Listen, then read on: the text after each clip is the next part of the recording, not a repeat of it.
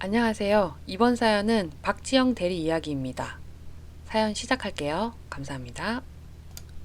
아직도 당황스러움과 흥분이 가라앉지 않는 상태이지만 이대로 당할 수만은 있을 수 없어 글을 씁니다. 제 이야기로 며칠간 신나게 입방아 찌어대시던 여직원분들, 제가 지나다닐 때마다 야유 섞인 눈초리로 절 바라보시던 남자분들, 이 글이 꼭 당신들이 퍼뜨린 나의 더러운 소문처럼 빠르게 전파되어 저를 향해 암묵적으로 마구 돌을 던져댄 당신들이 한 명도 빠짐없이 읽었으면 좋겠습니다. 어차피 권고사직 당한 마당에 제 정체를 가릴 것도 없으니 밝힙니다.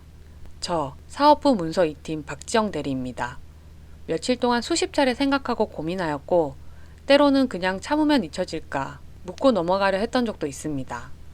하지만 당신들이 날 쳐다보는 그 눈빛, 조렁어린 시선들, 마치 환양념 보듯이 나를 대하고 심지어 나에게 문서나 자료를 넘겨줄 때도 더러운 사람을 대하듯이 몸서리치는 모습을 보며 이대로 가만히 있어서는 안 될 것 같다는 생각이 드네요. 저 올해 29살이고 입사한 지 12월부로 꼭 2년입니다. 2년 전부터 평소에 점심 먹고 들어오면 제자리에 방금 사온 것 같은 커피나 음료 등이 놓여 있습니다. 가끔은 없는 번호로 제 안부를 챙기는 문자가 오기도 했고 생일이나 크리스마스 날, 설날, 추석 등이 되면 출근 전에 제자리에 누군가가 소소하게 선물 같은 걸 챙겨놓곤 했습니다. 처음엔 신경 안 썼습니다. 6개월 전까지 애인이 있었으니까요. 그냥 회사에서 나에게 관심 갖는 사람이 있어서 관심 표명한 줄 알았습니다. 제 애인 회식 자리에도 오고 회사 사람들과 여름 겨울에 같이 여행 및 워크샵, 스키장에도 같이 갔었죠. 소문이 빠른 회사인 만큼 저에게 애인이 있다는 걸 모르는 분이 있을 거라고는 생각 안 했습니다. 누군가 나에게 몰래 문자하고 선물 챙기고 하는 것들을 전 애인에게 다 이야기했었고요. 무시하라길래 무시했습니다. 하지만 서로 간의 개인적인 문제로 그 사람과 헤어지고 난 후부터 선물도 점점 고가가 되어가고 안부만 챙기던 번호 없는 문자는 애인과 헤어진 저에게 마음 잘 추스리라는 둥, 곧 새로운 인연이 올 거라는 둥, 오늘 입은 옷이 잘 어울린다는 둥 점점 도를 넘어서고 있었습니다. 2, 3개월 전 어느 날 치마는 입지 말아요. 일을 못하겠네요. 라는 뉘앙스의 문자가 오므로 통신사에 가서 번호 추적을 의뢰했지만 지사로 가라는 말을 들었고 반차까지 내고 지사에 가서 추적했으나 컴퓨터로 보냈기 때문에 확인이 되지 않는다는 통보만 가지고 망연자실했네요. IP 추적하려면 경찰 측의 협조가 있어야만 가능하다고 해서 더 이상은 밝혀내지 못했고요. 귀걸이, 이니셜 목걸이, 지갑, 화장품, 구두, 머리핀, 모자, 화분, 케이크, 워머, 스타킹, 매니큐어, 인형, 머그잔, 상품권, 다이어리, 보석감, 손거울, 과일 등등이네요. 저도 모르게 제 책상에 놓여있던 것들입니다.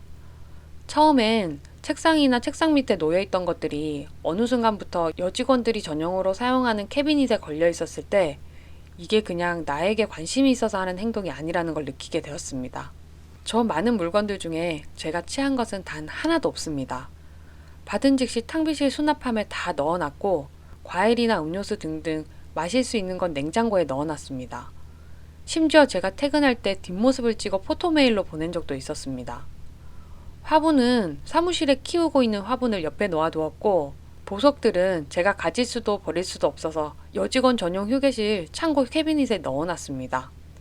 이런 일을 겪으면서 옆에서 함께 보고 듣고 했던 직원분들, 제가 대체 누가 이러는지 모르겠다고, 혹시 누군지 아냐며 제가 물을 때 모르겠다고 하셨던 분들이 어떻게 저한테 이럴 수 있는지 모르겠네요. 일주일 전, 여느 때처럼 점심시간 끝나고 사무실로 돌아와 양치하러 가려고 양치도구 챙기는데 사무실 문이 열리면서 다짜고짜 누가 제 머리채를 잡더군요. 어디서 났는지 구두칼 같은 걸로 저를 때리고 사무실 바닥에 질질 끌고 다니며 동행한 사람과 함께 저에게 욕설과 폭력을 행하였습니다. 같이 밥 먹고 온 동료들, 선배 누구 하나 나서는 사람 없이 그저 멀뚱히 보고만 있더군요. 누가 날 때리는지 얼굴 볼 새도 없이 봤다가 얼굴이 점점 부어 눈이 떠지지 않을 지경이 되었는데도 말리는 사람 없고 고스란히 두 사람의 폭력을 견디고만 있었습니다. 그러게 10여 분이 지나자 부장님이 들어오셔서 말리더군요. 네, 저를 때리고 욕하시던 분들, 부장님 사모님이랑 사모님 여동생 되는 분이었습니다. 눈물도 안 나와 기진맥진 바닥에 쓰러져 있던 저는 간신히 눈을 떠 그분들을 바라보았습니다. 그러자 더러운 눈으로 쳐다본다고 구두 벗어 던지셨고 그 구두급에 기등이 찢어져 피가 줄줄 흘렀네요. 부장님이 그분들을 데리고 밖으로 나가시고 오대리가 날 병원에 데리고 갈 때까지도 전 상황 파악을 하지 못하였습니다. 대체 왜 그분들이 나에게 이런 짓을 하는지 영문도 몰랐고 그저 손이 달달 떨려 멍하니 찢어진 귀를 꿰매고 입원을 했습니다. 멀리 떨어져 사시는 부모님 걱정하실까 경찰직에 근무하시는 작은 삼촌에게 연락을 취했고 입원한 지 2일 되고 주말이 오기까지 회사 사람 그 누구 하나 전화도 받지 않고 전화가 오지도 않았습니다. 삼촌에게 이 모든 사실을 이야기했고 삼촌이 알아볼 테니 몸부터 추스리라고 하셔서 병원에 계속 입원한 상태였는데 지난 토요일 부장님이 찾아오셨습니다. 그동안 저에게 온 문자들, 선물들 모두 이 부장님이 보내셨답니다. 녹취했습니다.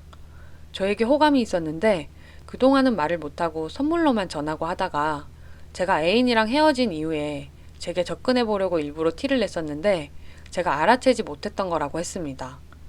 벙쪄있던 저에게 이 부장님은 집에서 메신저로 문자 보낸 것들 기록을 삭제하지 않았고 카드 내역 및 현금 영수증의 발행처 등등의 명목으로 사모님께 발각이 되셨다고 했습니다. 그리고 저 말고 따로 만나는 회사 직원이 있었다고 합니다. 그분이 누구인지까지 말씀하셨습니다. 참 뻔뻔하네요. 저 맞을 때 가만히 서서 공포에 질린 눈으로 구경만 하더니 본인이 맞을 매를 내가 맞고 있는 걸 보니 기분이 어떠셨나요? 부장님이랑 모텔 들락거리고 여행 다니고 그러셨다면서요? 사모님한테 그 내용 다 들키고 핑계댈 게 없어서 제 핑계를 댔다고 합니다. 왜요? 진짜 바람난 그분은 유부녀시니까요. 이쯤 하면 보시는 분들 눈치채셨겠죠? 앞장서서 제 얘기를 없는 말 지어내서 퍼뜨리고 다니시던데 인간된 도리로 정말 그러면 못 쓰는 겁니다. 어쨌든 이 부장님은 내연녀가 따로 있었고 그것과는 별개로 나에게 정체를 숨기고 찝적대셨는데 사모님이 불륜 사실을 눈치채니 유부녀인 그 여자 대신 제 핑계를 댔다고 하셨고요. 제 앞에 무릎 꿇고 빌면서 돈 챙겨줄 테니 회사 그만두라고 조용히 마무리했으면 한다고 했습니다. 삼촌이 혹시 누가 찾아오면 모든 내용 다 녹취하라고 하셔서 중간부터 다 녹취했습니다. 회사 사람들 대동하지 않고 혼자 병문안 오신 게 이상하기도 하고 제가 입원했다고 전화했을 때도 받지 않으시던 분이 갑자기 찾아오신 것도 이상해 휴대폰 진동 모드 바꾸는 척 하면서 녹음했습니다. 저는 회사 그만둘 생각 없다고 했습니다. 그리고 사모님께도 사실대로 털어놓으라고 했고요. 상해 및 명예훼손죄로 고소장도 준비 중이라고 정확히 전달했습니다. 또한 이미 소문이 퍼질 대로 퍼진 회사 사람들에게 해명하라고도 요구했습니다.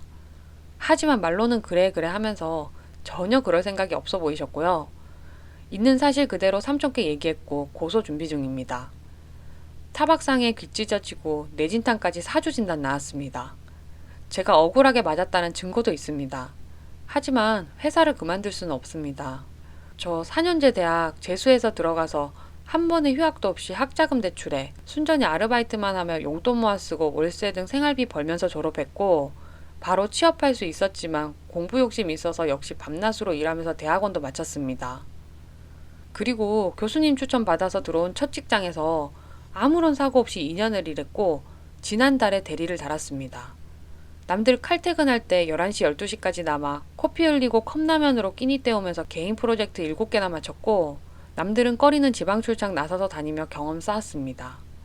아직도 남아있는 학자금 대출 점점 빚이 줄어가고 내년 봄엔 다 청산하고 내 재산 모을 수 있다는 생각에 들떠 야근이며 주말 근무며 가리지 않고 열심히 일했습니다. 그런데 제가 왜 말도 안 되는 이런 구설수의 주인공이 되어 남들의 질타와 돌을 맞으면서 회사를 그만두어야 합니까?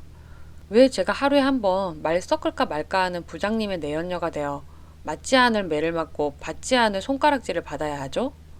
돈으로 보상해주겠다는 말, 제 자존심과 지나온 2년의 시간을 대체 얼마로 보상해 주실런지요?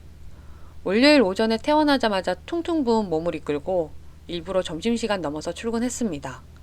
각오는 했지만 회사 전체에 소문이 쫙 퍼졌는지 경비 아저씨부터 저를 보는 시선이 다르더군요. 엘리베이터에선 저와 부딪히기도 싫은지 사람들이 저를 피해 구석으로 가 있고 제가 그만둘 거라고 생각했는지 제 책상에 온갖 잡동사니들, 문서들이 쫙 쌓여 있더군요. 저 당당합니다. 회사 다니면서 누구한테 피해준 적 없었고 살면서 불륜 가까운 짓은 해본 적도 들은 적도 없이 살아왔습니다. 열심히 산 것도 죄인가요? 또한 부장님께 빠른 시일 내로 상황 종료시켜달라고 했습니다. 사모님과 직원들 다 보는 앞에서 해명해달라고 요구했고 사모님의 직접적인 사과도 요구했습니다. 묵묵부답. 그 어느 것도 대답하시지 않으시더군요. 그리고 실질적으로 부장님과 내연관계였던 그분 또한 저에게 이런 방구 아무 말씀 없으시더군요. 가족과 함께 즐거운 크리스마스 보내고 싶으신가요? 어디 한번 그렇게 해보세요. 참 이상하게 우리 회사 게시판은 글쓴이와 관리자밖에 못 보는 비공개네요. 저 아무 일 없다는 듯 4일 출근했습니다. 그 누구에게 그 어떤 해명도 하지 않았고 조용히 고소 준비 중입니다. 자기가 한 불륜관계 들킬까봐 앞장서서 저에 대해 허위사실 유포하고 다닌 그 내연 여분. 평소에 제가 언니 하며 따랐는데 뒤통수 아주 제대로 맞네요. 사실 및 허위사실을 다른 사람에게 유포시켜 명예를 실추시키고 금전적, 정신적 피해를 입혔다면 명예훼손으로 처벌 가능하답니다. 지금처럼 제 험담 끝까지 해보도록 하시죠. 내일 오전까지 부장님께서 제가 요구한 내용 들어주지 않을 시에는 소장 제출합니다. 사모님, 부장님 내연녀 총 3명에 대한 소장이며 증거 충분하고 이미 예비 소장 넣은 상태고 삼촌께서 도와주실 테니 즉시 출두 떨어질 겁니다. 그리고 회사분들은 이 글 읽고 당신들이 잘하는 것처럼 동네방네 떠들며 퍼뜨려 주시죠. 한 번 더 말하는데 저는 회사 그만두지 않습니다. 앞으로도 제가 보고 듣는 앞에서 저에 대한 예의 없는 얘기를 퍼뜨리고 다니시면 듣는 즉시 잡아내고 고소할 테니 더러운 꼴 안 보고 싶으시면 입조심 좀 하시고 사시길 바랍니다. 제가 여기 글 올리는 것 또한 세 사람에 대한 명예훼손으로 간주되는데 명예훼손으로 고소당한다고 해도 상관없습니다. 각오하고 있고요. 영문도 모르고 이유를 모른 채 두드려 맞았던 것보다 억울하겠습니까? 그리고 문서 2팀 신정아 씨, 유현정 씨, 화장실에서 내 얘기 판에 올리면 대박이라고 그랬죠? 왜 안 올리셨어요? 나도 내 소문 어떻게 났나 구경 좀 해보려고 했는데요. 올리셨으면 당신들도 고소장 명단에 이름 올릴 뻔했네요. 앞만 보고 열심히 달렸다고 생각했고 누구보다 회사에 몸바쳐 열심히 일했다고 자부했는데 이런 더러운 꼴을 보게 되다니. 억울하다는 말 하나로 제 마음 표현하기엔 모자르기 그지없습니다. 멀쩡하게 잘 따르는 사람 하나 매장시켜 놓고 뒤에서 비웃고 조롱하던 당신들. 새해가 뜨는 1월 1일 과연 어떤 얼굴을 하고 있을지 궁금합니다. 기대하세요. 정말 기대 이상일 겁니다. 추가 사연입니다. 많은 관심과 댓글 그리고 응원 감사합니다. 제가 이 글을 썼던 취지는 단순히 여러분들께 그 사람들의 파렴치한 짓을 알려 매장시키기 위함이 아니었고 소문으로 더러워진 제 자존심과 명예를 역시 똑같은 소문으로 조금이나마 회복하기 위함이었습니다.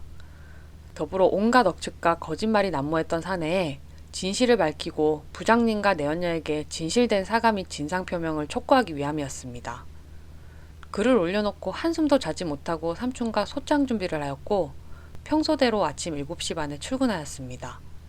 8시 넘어서 직원들이 하나둘 출근을 하였고 부장님도 나오셨습니다.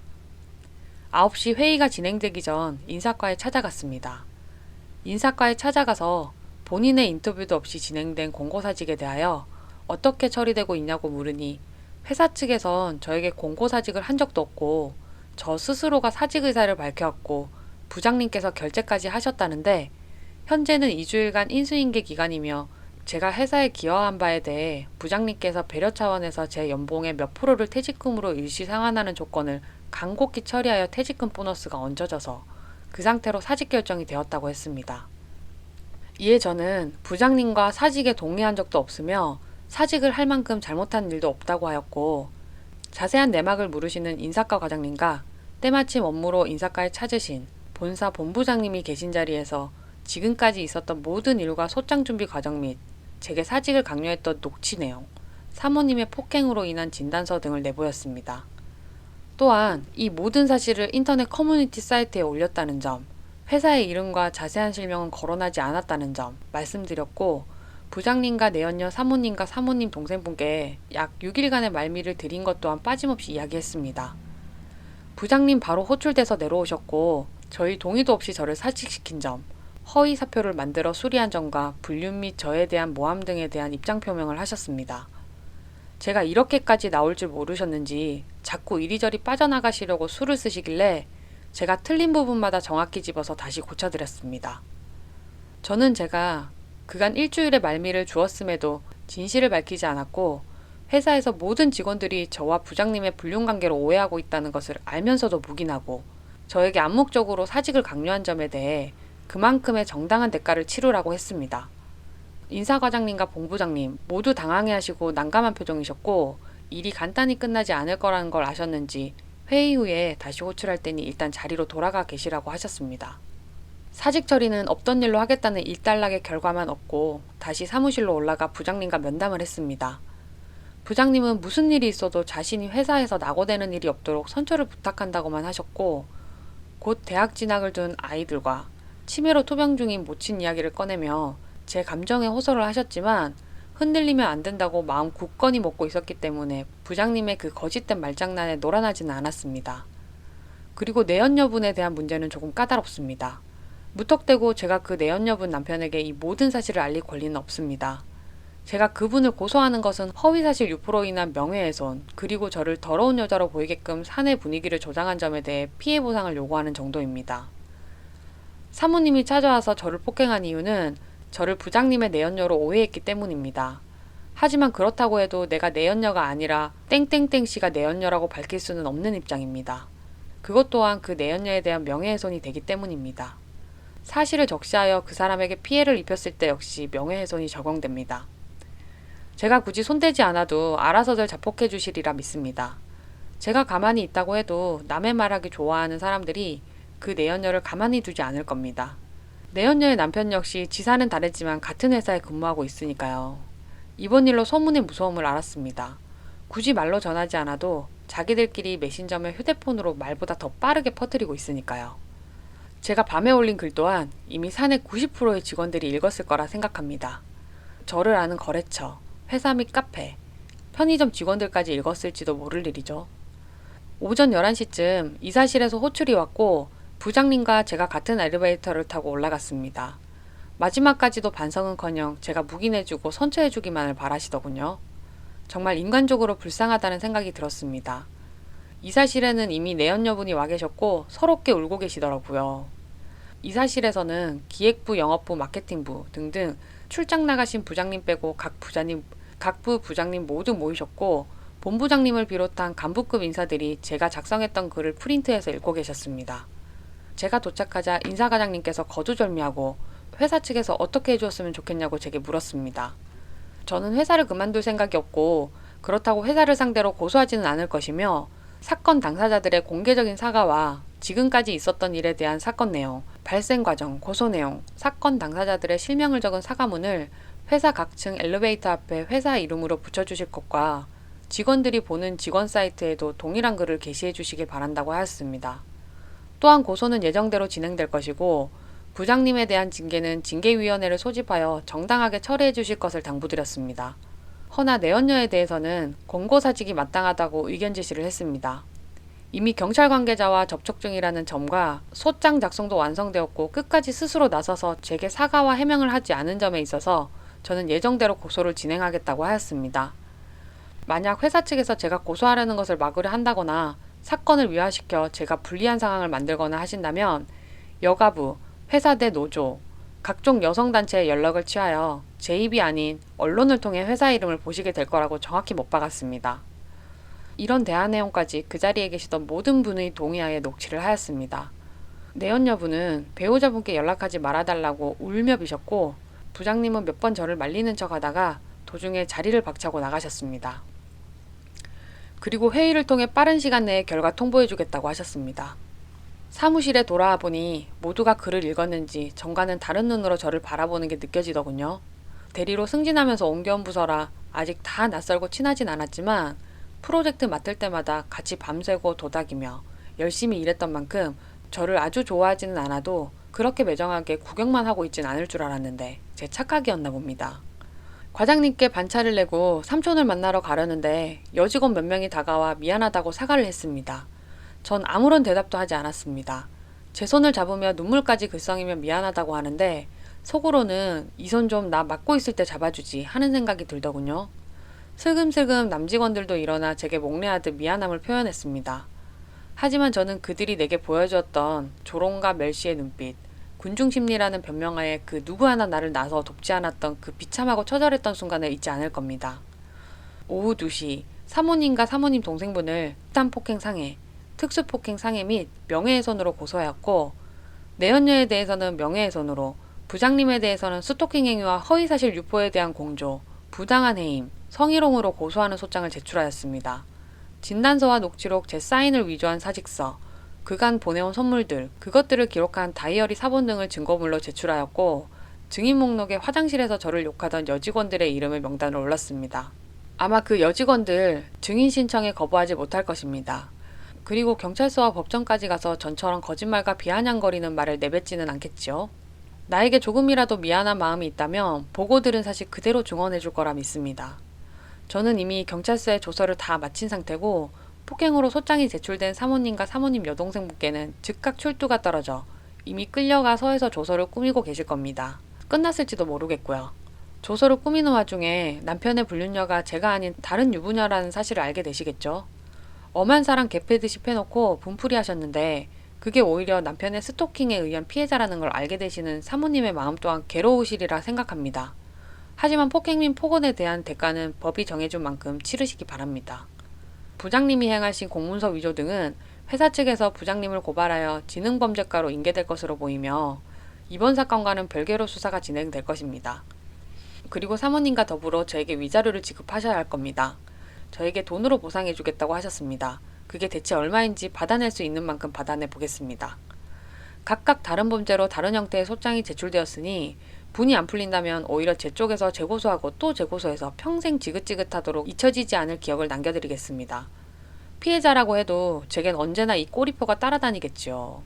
독하게 마음 먹고 나니 정말 사람이 독해지는 건지 이렇게 저렇게 다 화풀이를 하고 억울한 심정을 토로해봐도 가슴속에서 끓어오르는 억울함과 분함을 어찌 다 형용할 수가 없네요. 사모님 자매분들, 지금쯤 조서 작성을 일단락 하셨겠죠?